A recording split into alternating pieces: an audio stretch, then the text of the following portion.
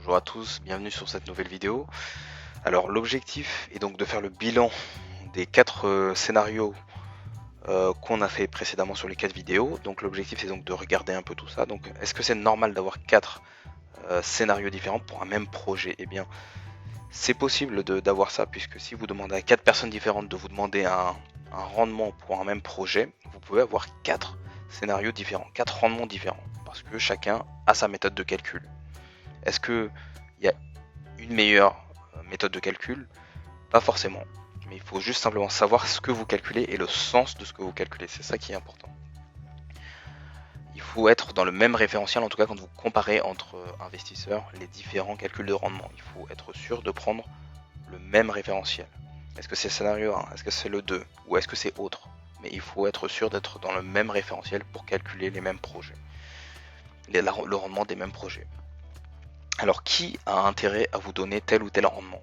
Eh bien un agent immobilier par exemple a tendance à augmenter le rendement. Il va en général vous donner celui-là par exemple, loyer sur prix d'acquisition, 6%.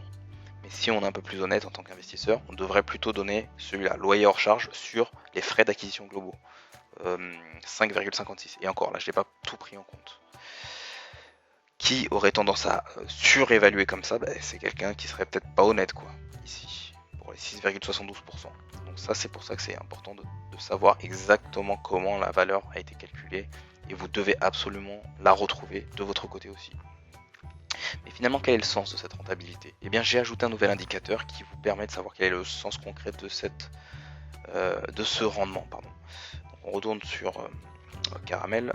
Et donc là je vais prendre le scénario 1 par exemple avec 500 € de loyer hors charge avec un prix d'acquisition à 100 000 €, c'est juste pour l'exemple.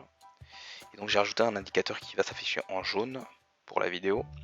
Et donc finalement ce taux de rendement, ce rendement brut de 6%, ça correspond finalement à 16,67 années pour générer le prix d'acquisition que vous avez indiqué au dénominateur ici. C'est donc qu'il faut donc 16 ans, 16,6 années pour générer le prix d'acquisition avec les loyers hors charge. C'est ça le sens de cette rentabilité. Et donc j'ai fait un tableau pour vous montrer tout ça ici. Et donc ici on le retrouve ici.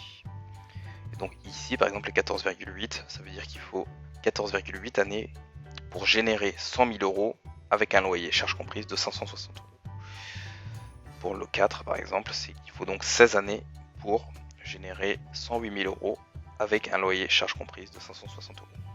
Finalement, quel est le sens de cet indicateur de rendement? C'est un peu une première tendance en fait pour vous positionner sur un projet. 6%, c'est un élément qui vous permet de comparer entre différents projets. Mais ceci dit, il faut après considérer les charges, etc. Et c'est ce qu'on verra dans les vidéos et dans les développements futurs, que c'est simplement une vanity metrics. Ça donne déjà une tendance, par exemple un indicateur de 15% de rendement brut, peut-être que vous allez vous y pencher, mais peut-être que 4% brut, vous allez peut-être moins vous y pencher, parce que vous savez qu'il y a des charges derrière et que donc le rendement net sera beaucoup plus faible.